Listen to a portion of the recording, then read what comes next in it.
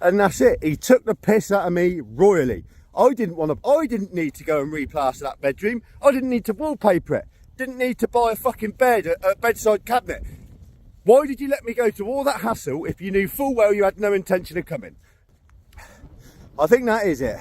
I say, Paddy, no disrespect. I didn't mean any of that disrespectfully. I'm just saying, you are wasting your time. I had the same vision. I had the same visions of, after 6 months of Scotty being with me, taking him to the train station, a 13.5 stone chap, bit of plump in his face, do you know what I mean? Looking healthier, giving me a cuddle, looking me in the eyes, say, cheers, Jimmy. That was all I fucking wanted, yeah? For me and for him.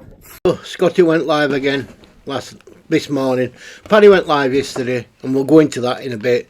But let's just listen to this bit of Scotty. This is the day after Paddy's getting him all these warnings about getting his number out. And this live, constantly people fucking ringing. But this comment, which I can't see because it must have been deleted, but this is what Scotty said. Regard to comment, he reads the comment out. I've just released a 20-minute long recording of me and Scotty on my channel. Oh, what the fuck off with you? So, I stuck into Google, ScottyG phone call, and here we are. I've only watched that far so far, but look at what the person said here during this. Scotty disrespects badly in this, Paddy badly in this. Scotty says he will get Sheriff to send him the rest of the GoFundMe so he can get some more drugs in this. And if you go back to the first few minutes of this conversation, as soon as he comes online here, this is 8 o'clock, sorry, I think, what time is it? It's 8 o'clock now, 2 hours ago, so it's about 7:30. Just with the sheriff this morning, is he?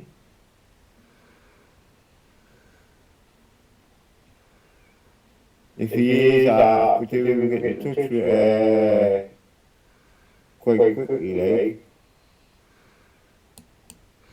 So, if we go back to this, right, this is like 8 o'clock in the morning.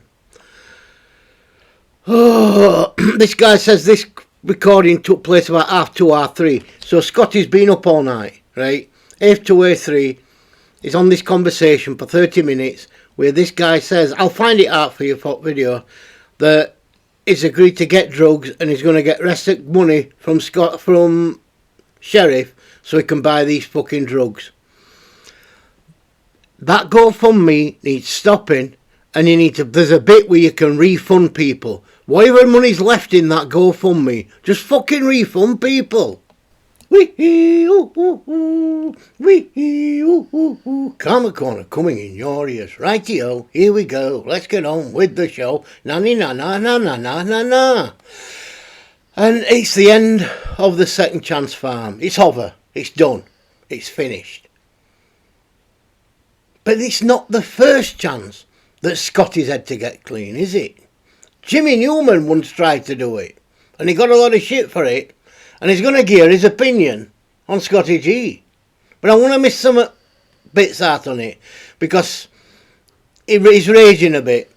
But I can see why he's raging a bit. Come on, let's go back. This Jimmy Newman got a load of stick. I know he deleted ScottyG's channel, and he admits that he did it out of vengeance. But he sent him a lot of money, and people got on to him about sending him money now. Now I've looked into it, because they were saying he was spending it on drugs. But Jimmy Newman were adamant he were doing it for food. He was trying to help Scotty. He actually offered to let him stay in his house, just like what Paddy's done now. But ScottyG shit on him a bit better than what he... Well, has he? No, I don't think he has, actually. I think he shit on them both same...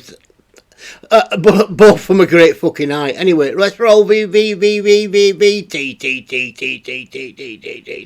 you don't know what VAT is, not VAT. Woo! We don't want none of that. None of that around here, sir. No, we don't like that VAT. Knickers. But let's go back and what the fuck am I getting this? I'm watching too much Scotty. I'm fucking losing my mind. Roll VT. This is a video that I didn't think I was going to do, and one that I tell you what, I've been wanting to get off my chest for about 4 fucking months. So here we go.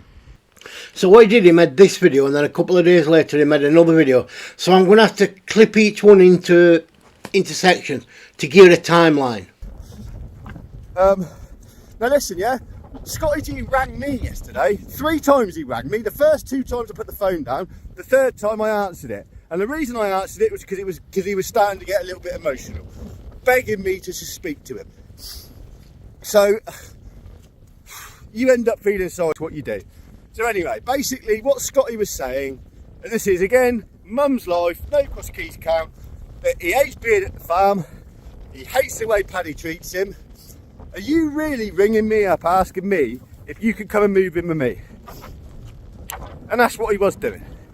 That's what he was doing. He was ringing me up, asking me if he could come and move in with me. After everything that's happened, he thinks he can just turn the clock back, forget it all happened, and let's start moving forward. Mate, you have pickled your brain. Obviously I said no to him. That is upheaval. See, what Scotty's done is Scotty's quite smart at times. He knows what he's got. He knows what he's got to say, and he knows when he's got to say it. He has given Paddy the belief that he wants to change, that he wants to get better, and that he wants to get off the drugs. That's what he has said, and then in the very next heartbeat goes and gets off his head. See, at the end of the day, actions speak louder than words. ScottyG honestly thinks he's a YouTube star. He honestly believes that. He doesn't realise that he's just blown it. I'm telling you now, yeah? You go and move in with Ralph. That is the worst decision you will ever make. Because you will have drugs on tap. Whatever you want will be on tap. It's becoming obvious now. Well, it has become obvious, not becoming, it's become obvious that when I deleted that bloke's channel, he fucking deserved it, yeah? And that's it. He took the piss out of me royally. I didn't need to go and replaster that bedroom. I didn't need to wallpaper it. Didn't need to buy a fucking bed, a bedside cabinet. Why did you let me go to all that hassle if you knew full well you had no intention of coming? I think that is it. I say, Paddy, no disrespect. I didn't mean any of that disrespectfully.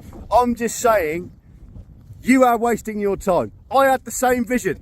I had the same visions of, after 6 months of Scotty being with me, taking him to the train station, a 13.5 stone chap, bit of plump in his face, do you know what I mean? Looking healthier, giving me a cuddle, looking me in the eyes, say, cheers, Jimmy. That was all I fucking wanted, yeah? For me and for him. And it never happened. And you're going through exactly the same thing. It doesn't matter what you do for an addict. If that addict hasn't got the desire to get better, you stand no chance. And I'm not being horrible. My personal belief is he would have been better off at my house. 5 hours away on a train, best case scenario. He couldn't get a taxi to Wallsend. He would have been fucked. But nah, the reason he didn't come is because he knew that. The bloke doesn't want to change. Like I said, this video is not just to go in on ScottyG. It's to leave a documentary style video that I'm doing in parts for people to understand that you can't always help addicts. You can think you're helping them. You can genuinely want to help them. But if they don't want you to help them, they'll find ways to take advantage on you. And that's why I'm putting these bits in from... this person has first-hand experience of this certain person that we're using as the case study for these videos. So I'm going to play you a bit of what Jimmy said. And it's also it shows you how their actions affects other people. Would Jimmy now go out and do the same for a different person who really needs help? Would he fuck? Because he's being burnt by Scotty. ScottyG will take your kindness as weakness. ScottyG is the sort of bloke you will lend £1 or give £1 to, and he won't say thank you. He'll ask you if you've got another one.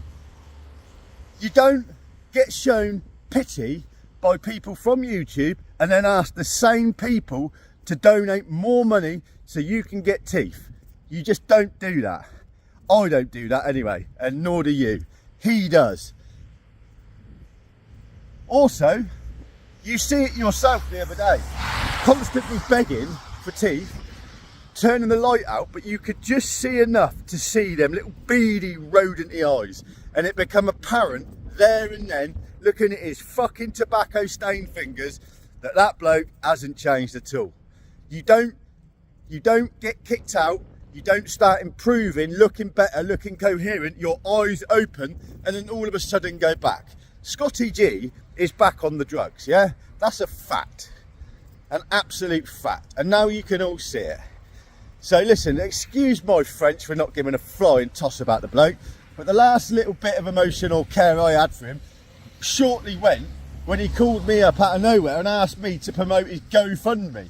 I mean, he can't tell the difference between somebody showing him pity and believing he's a YouTube star, because he honestly thinks he is. Oh, anyone send me a barber jacket, you know what I mean? Like, mate, I tell you what, people come home from work tired every evening, yeah? They don't want to leave, particularly this time of year, to go to work to earn money for their family. Now, some of them, who probably haven't got 2 shillings to rub together, have decided to donate some of that to you. And you've just pissed all over them, lad, yeah? Just like I knew you would, because that's what you do. I don't know if I'm getting my point across here, do you know what I mean? So yeah, for the record, me and Scotty ain't opening a new channel. After seeing what I've seen, I didn't want nothing to do with the bloke anyway, but I don't want nothing to do with him. You are on your own, yeah? You have had umpteenth chances to sort yourself out from umpteenth different people, and you've decided to give each and every one of them the middle finger, ain't you? So now you're fucking sat in a wooden shed in Paddy's. For most people, that would be the last stop, the last chance saloon. No, not for you. You decide you're going to go back to Wall's End and get a load of blueies and pregablins. So for transparency, I did ask Jimmy Newman how much he gave ScottyG. And this is his reply. And I can honestly understand his reply, because he feels embarrassed. He feels, now all this shit's coming out now, he feels embarrassed. Buddy, honestly, not a Scooby, it was such a long time ago as to how much money he sent him. If I'm honest, I'm embarrassed by it now. It sounds terrible, sending an addict money, but it was only ever for food. I get it, we all get it. We all felt sorry for him. Now I see how retarded that sounds. Bit like Paddy, I suppose. You just zone in and you don't things properly. So I'm going to end it there. Paddy now has said to him he wants him off farm. He's not going to throw him out in winter, which, credit to Paddy, he probably would just fucking die. But Scotty seemed to think that he's got lots of people that's going to fucking put him up. Well, you've tried Newman and he's told you to fuck off, and I'm surprised everybody else ain't told you to fuck off. The only people that are going to put you up are fucking drug dealers who can sell you fucking gear. Now fuck off, Scotty, you fucking dickhead.